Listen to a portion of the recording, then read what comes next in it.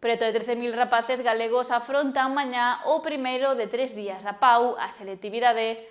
Nervios, repasos de última hora e optimismo dende o profesorado son unha constante ano tras ano.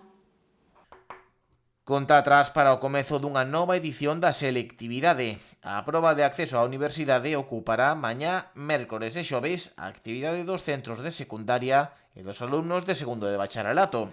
Unhas horas previas cheas de nervios propios dun dos exames máis trascendentes das súas vidas. O IES Lelia Doura de Ribeira envía este ano 33 rapaces e rapazas á Facultade de Química para examinarse na PAU.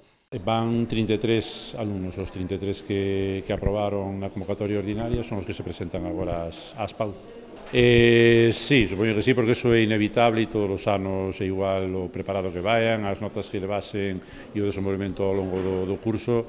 Os nervos no primeiro momento teñenos todos do noso centro e dos outros centros, pero é algo que vai pasando a medida que van facendo os exames, eso vai desaparecendo. O centro conta cada ano cunha media de algo máis do 90% de aprobados na selectividade, un dato próximo á media galega. O centro ribeirense conta ademais cunha alta taxa de éxito entre os alumnos que pretenden acceder á universidade. Nos últimos anos estivemos por riba do 90% aprobados, estivemos de acordo coa media de Galicia, alrededor do 93, 94% aprobados. Bueno, non todos, obviamente non ao 100%, porque iso non pasa en ningún lugar, non?